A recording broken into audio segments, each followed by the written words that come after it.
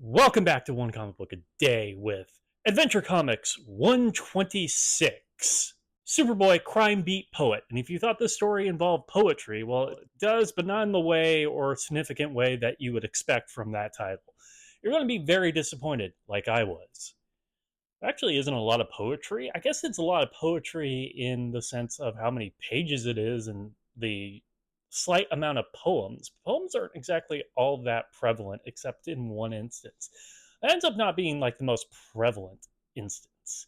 It's not as big as it seems to think it is. Now, I had a problem with this one because I could not find my notes on this story. I did, in fact, read it before. I remembered it as soon as I started rereading it.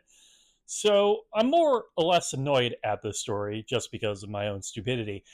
But it's actually a fine Superboy story, if not convoluted. Or at least coming from a place of an idea that's okay, but I don't like the way they went through with it.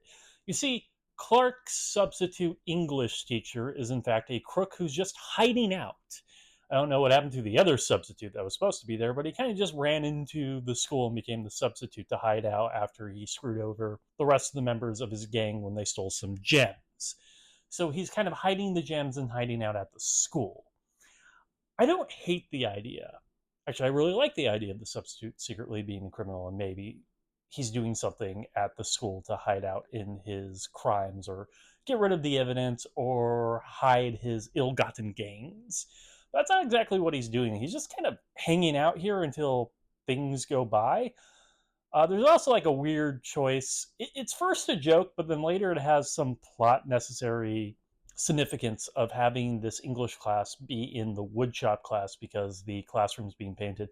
Like the joke is that he thinks it's a woodshop class until Clark corrects him. But they should be going over poetry. This is where poetry comes up. He just reads some poetry, which seems really easy. As someone who used to be a substitute teacher, that is not the only thing you have to do as a substitute teacher. Mostly it's keeping kids from hitting each other. And then one kid who would constantly turn to me every time he smacked another kid with a giant smile on his face and would tell me it's okay, he's my cousin. I'm not joking. He did this many a time over the 2.5 years I was substituting in that district. Every single time. It's okay, he's my cousin. Man had a lot of cousins. What was I talking about again? Oh, right, the Superboy story that I'm just kind of dancing around like yesterday's Superboy story, except that one was a little more fun. It's craziness. This one's not particularly crazy. The other crooks eventually find him, and Superboy, who's already figured out that this guy's a crook with his X-ray vision, seeing the gun and gems, takes the gems away. This causes some frantic between the three of them, and Superboy finds a way to actually be inside the room, which is actually odd because Clark could have just been sitting in the room like he was supposed to do in the first place as being in the class and overheard the conversation he's currently overhearing. Though then the moment where he turns the kids against them, I guess wouldn't have worked because Clark couldn't pull that off. Superboy would have to pull that off. So they asked for him to write something poetic in their little books, and he writes like a poem warning them that these guys are actually crooks. This is really the important part of poetry in the story, is that Superboy writes them some poems. But poems don't exactly come in to save the day. Now, that would have been impressive. Imagine him being a beat poet and he was speaking so loud that he beat these crooks. That's just off the top of my head. We could find other ways for poetry to actually be useful in some way. But once the kids know, they actually get involved, involving leading the crooks into the home economics portion, where the girls have cooked a bunch of food to throw at them. That's actually a really great action beat, fun little beat. It's especially very kid related. I wish the story was more of that, because immediately after they do that, the rest of the students in the school that doesn't seem to have any other teachers don't get involved anymore for Clark to push them around mainly in the pool and then wrap them up.